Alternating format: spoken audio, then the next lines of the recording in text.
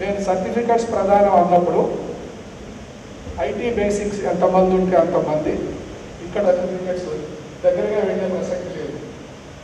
దాంతో certificate distribution completion programme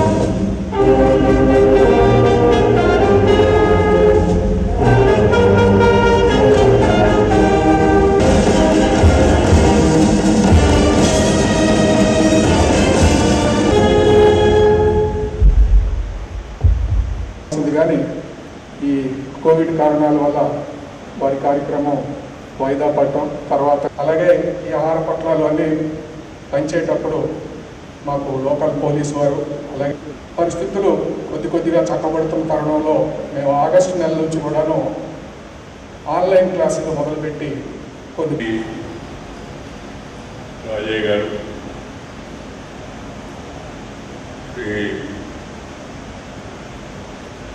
Prasad గారు, విశ్వనాథ్ గారు మన కార్యక్రమాల్లో భాగస్వామిగా ఉన్నట్టు యొక్క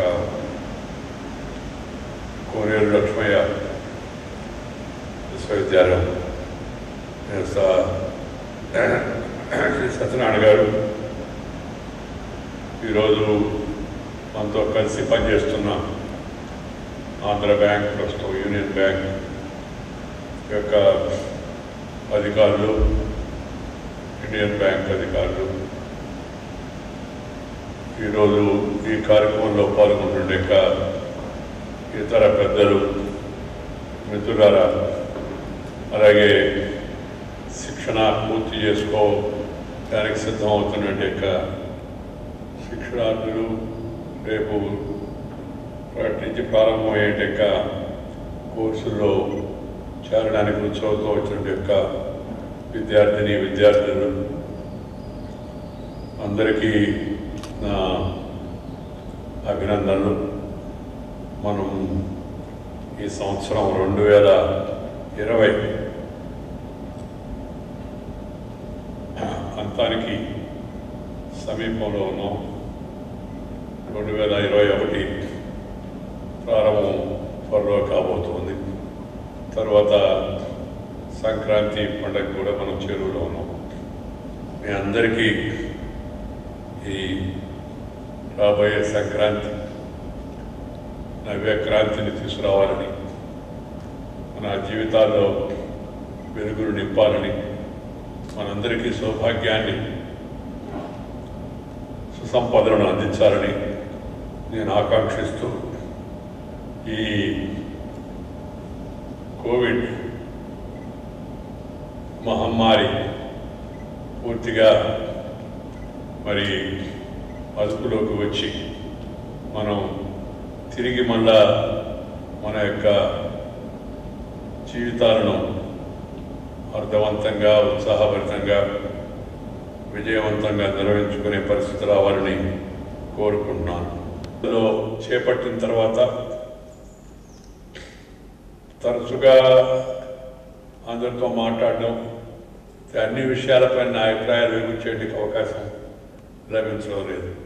మీ అందరికీ తెలుసు, ఈ రాజ్యాంగబద్ధమైన ఈ నిధులు నిర్వర్తించడానికి కొన్ని పద్ధతులు, సాంప్రదాయాలు ఉన్నాయి.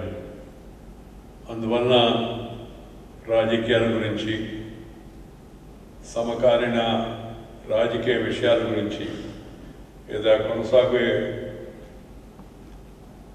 వివాదాల గురించి, వాటి గురించి నేను మాట్లాడడం సాధ్యమయ్యే విషయం కాదు. మీ అందరికీ కూడా తెలుసు, రాజ్యాంగాన్ని గురించి అవగాహన ఉన్నవాడు.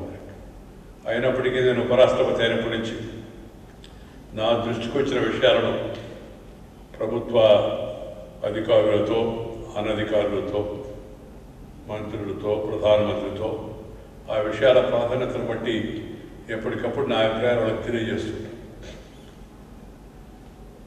మన ఈ జనానికి కలవడం,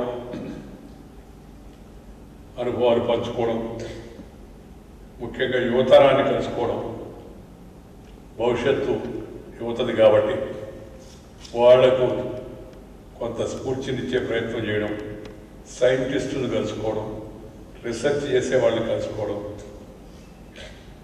అధ్యాపకులను కలుసుకోవడం, ఆధ్యాత్మికవేత్తలను కలుసుకోవడం, సామాజిక కార్యకర్తలను కలుసుకోవడం, సామాజిక సేవకులను కలుసుకోవడం, ఆ తర్వాత విద్యారంగంలో విశేషంగా కృషి చేస్తున్నవారు, వ్యవసాయ రంగంలో ఉన్న రైతులను కలుసుకోవడం, ఆ రంగాల్లో కృషి చేస్తున్న వాళ్ళను కలుసుకోవడం, అనుభవాలు పంచుకోవడం, ఆ పని నేను చేస్తూ ఉన్నాను. రూపొందించుకున్న తరుణంలో వెళ్ళి కాసేపు వాడు జరుగుతున్న పురోగతిని, ప్రగతిని, వాడు చేస్తున్న ప్రయోగాలను, ఈ పాలిమర్స్ దాని యొక్క ఉపయోగాన్ని ఎలా చేస్తున్నారు అనే విషయాలపైన వాళ్ళ యొక్క ప్రజెంటేషన్ కూడా తెలుసుకోవడం చాలా సంతోషం కలిగించింది. దేశంలో ఉన్న వ్యవసాయ పరిశోధన క్షేత్రాలు కూడా చాలా బాగా నేను వెళ్ళి అక్కడ ఉన్నవాడు కలిశాను. ఎందుకంటే ఒకటి యువత దేశ యొక్క భవిష్యత్తు, రెండు పరిశోధన ప్రజల యొక్క జీవనాలను మరింత మెరుగుపడేందుకు ఉపయోగపడేది, మూడు దేశానికి అన్నం పెట్టేటికి వెన్నెముక రైతులు, వాళ్ళు చేస్తున్న కృషి.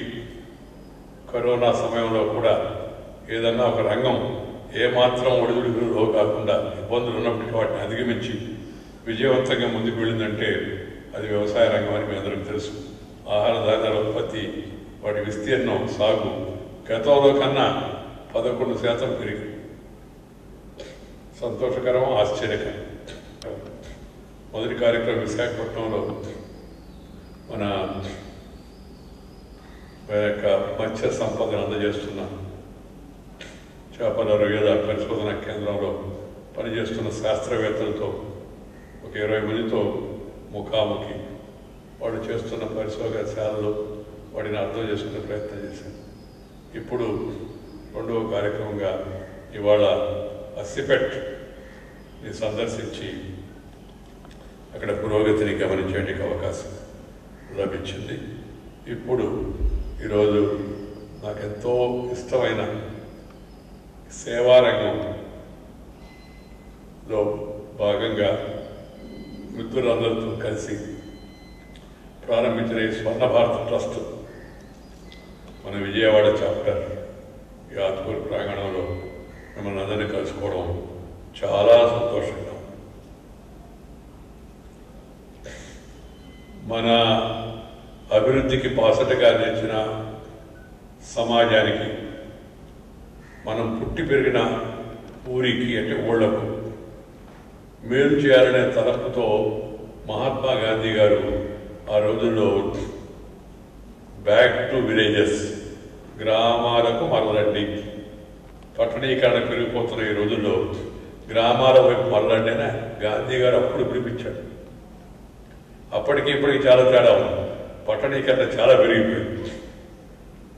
అయినప్పటికీ ఆయన స్ఫూర్తిని దృష్టిలో పెట్టుకొని 2001లో స్వర్ణ భారత్ ట్రస్టు నెల్లూరులో ప్రారంభించబడి విజయవాడకు విస్తరించబడి ఆ తర్వాత ఉమ్మడి రాజధానిగా ఉన్న హైదరాబాద్, తెలంగాణ ప్రస్తుత రాష్ట్రం, అక్కడ కూడా ప్రారంభించి ఈ యొక్క శిక్షణ కార్యక్రమాలు, విద్యా కార్యక్రమాలు, వైద్య కార్యక్రమాలు, వ్యవసాయ ఆధారిత యొక్క ప్రోత్సాహక ప్రశిక్షణ కార్యక్రమాలను చేపడుతూ ఉన్నట్టు యొక్క స్వర్ణ భారత్ ట్రస్టులో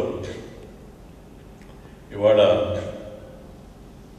మధ్యాహ్నం మిమ్మల్ని అందరినీ కలవడం చాలా సంతోషంగా ఉంది. అది చేరవలసిన వారికి, టార్గెటెడ్ పీపుల్కి చేరడం అంత ముఖ్యం. అందుకే పదే పదే ప్రధానమంత్రి గారు దానికన్నా చెప్తుంటాడు, reform, perform and transform. This reformation is for the transformation and the transformation is for the betterment of the nation. ఇది గైడింగ్ ప్రిన్సిపల్. మనము నేను ఇన్స్టిట్యూట్కి వెళ్ళినప్పుడు, రీసెర్చ్ ల్యాబ్స్కి వెళ్ళినప్పుడు వాళ్ళందరికీ చెప్తూ ఉంటాను, what is the purpose of science, what is the purpose of research, what is the purpose of technological advancement? The purpose and ultimate aim is to make people's life happy. Happiness. Happiness అంటే ఒక రకమైన మనుషులకు రకరకాల happiness వస్తుంది. Happiness will not come only by physical wealth. Happiness will come to you by societal order, by peace. Because peace is the prerequisite for progress. If you have tension, you cannot pay attention. So that's why the peace of the world, peace within the country, harmony among the people, ending discrimination of any kind, they are equally important. And delay should be totally avoided. And then we must all focus on development. ఏదన్నా కావాలంటే అంతనా కాదా అని బాధపడుతుంటారు చాలామంది అమ్మాయిలు. So వాళ్ళకి ఈ స్వయం శక్తితో కూడుకునే శిక్షణ ఇస్తే వాళ్ళు చాలామంది వెలుగుంటారు. నేను ఆ మధ్య ఒక అమ్మాయి నాకు ప్రత్యక్షంగా చెప్పింది, నేను ప్రతిరోజుకి 500 రూపాయలు సంపాదిస్తాను, నేను టైలరింగ్ ఎంబ్రాయిడరీ చేసి. నేను ఇప్పుడు మా ఆయనకి మా అత్త కూడా అప్పుస్తున్నాను, అప్పు కాదు సహాయం చేస్తున్నానని చెప్తున్నాను. గర్వంగా సాటిస్ఫాక్టరీ. ఇదే campus. So hospitality sector, house keeping, various ఏదైనా సొంత కాళ్ళపై నిలబడే లెక్క ఉద్యోగం, వృత్తి చాలా గొప్పది. వాళ్ళ చుట్టూ తిరిగి బచ్చరాడాల్సిన అవసరం లేకుండా అందరికీ ప్రభుత్వ ఉద్యోగాలు రావు. అందుకని స్కిల్లింగ్, మల్టీ స్కిల్లింగ్. కొంతమందికి రకమైన బహుముఖమైన సామర్థ్యం ఉంటుంది. క్రౌడ్ శిక్షణ ఇస్తే అప్పుడు చూస్తున్నారు, కొంతమంది మా చేతులు డ్రైవింగ్ చేస్తారు, చిన్న చిన్న రిపేర్, ఎలక్ట్రిసిటీ రిపేర్ చేస్తారు, ఫోన్లు వెంటనే తక్షణ అటెండ్ అవుతుంటారు. కొంతమందికి ఆసక్తి చూపిస్తుంటారు. ఇప్పుడు now the modern youth is also developing interest in cooking. కుకింగ్లో కూడా అబ్బాయిలు దృష్టి పెడుతున్నారు. కొంతమంది ఈ మధ్య ఈ కోవిడ్ కాలంలో చాలామంది భర్తలు భార్యలు సహాయం చేశారు వంట పనులు. మనకి వేరే పోషక ఖాళీగా ఉండబట్టి కూడా కారణం ఏమిటి వచ్చింది చెప్పలేము. కానీ it's a good trend, positive trend. ఇదేంటి వంట ఆడవాళ్ళే చేయాలి ఎక్కడ రాసి పెట్టాలి, ఇది పరాణ పని మగవాళ్ళే చేయాలి ఎక్కడ రాయాలి. సృష్టిలో లేదు.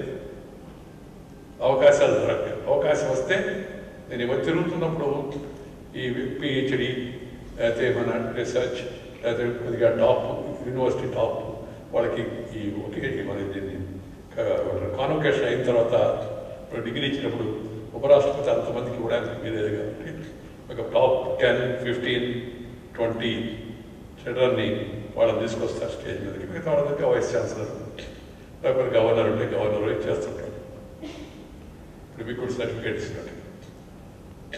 అంతకుముందు మంత్రిగా ఉన్నప్పుడు మామూలుగా నేనే ఇచ్చాను అన్ని అందరికీ. ఇప్పుడు కొద్దిగా లాంఛన ప్రయాణిస్తాను. అప్పుడు చూశాను నేను. I have notice that the new development among the top of the university are the college 65 to 70% are girls. That's a very positive trend. We must encourage. అమ్మాయిలో కూడా ప్రతిభ ఉంది. కార్యాలు సాధించడానికే జీవించేస్తున్నామని విశ్వసించండి. బలం, శక్తి మీలోనే ఉన్నాయని గుర్తుపెట్టుకోండి. ఎంతో విశ్వాసంతో నిలబడండి. ధైర్యంగా మీ బాధ్యతను భుజస్కంధాలపై వేసుకోండి. భవిష్యత్తుకు మీరే బాధ్యులను తెలుసుకోండి. ఆరంభం అతి స్వల్పంగా ఉంది అని don't get disappointed in the beginning because of small things. But క్రమంగా ఘనమైన ఫలితాలు వస్తాయని సాహసంగా పనిచేయండి. This is what Swami Vivekananda has said. Take inspiration from his words, and then the Swarna Bharat Trust believes in that philosophy and doing their best. ఈ స్వర్ణ భారత ట్రస్టీలందరినీ నేను అభినందిస్తున్నాను. దాంతో సహకరించి పనిచేస్తున్న సంస్థలను కూడా అభినందిస్తూ మీ అందరికీ పిల్లలందరికీ ఇందాక చెప్పినట్టుగా మీ అందరికీ శుభాకాంక్షలు అందజేస్తూ ఈరోజు మామూలుగా అయితే కాసేపు మీతో ఇష్టాగోష్ఠిగా కరివిడిగా తిరిగి మాట్లాడి అందరం కలిసి ఫోటోలు తీసుకునే అవకాశం ఉండేది. ఇప్పుడు ఆ అవకాశం లేదు. ఈ నియమ నిబంధనలు కరోనా తగ్గినా పోలా, అది గుర్తుపెట్టుకోండి. కాబట్టి ఈ మాస్క్ ధరించడం, సురక్షితమైన దూరాన్ని పాటించడం, ఆరోగ్యకరమైన ఆహారాన్ని భుజించడం, శారీరకమైన శ్రమ చేయడం, ఈ 4 ఎటువంటి పరిస్థితుల్లో మనం మర్చిపోకూడదు.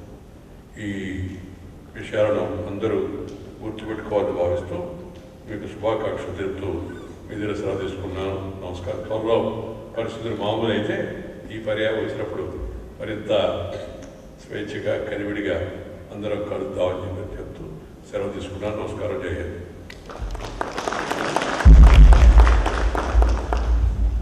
ఒక మంచి స్ఫూర్తివంతమైనటువంటి ప్రసంగం చేసినందుకు అభినందనలు. God bless you all, sir. త్వరగా అయితే మీ సీట్లో మీరు కూర్చోండి.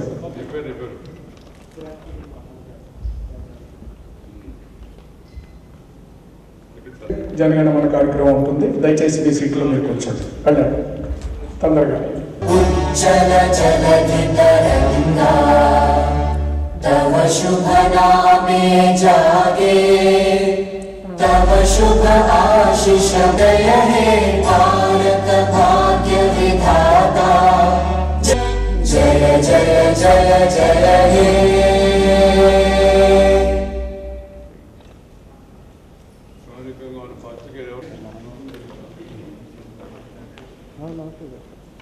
మాట్లాడే సంక్రాంతి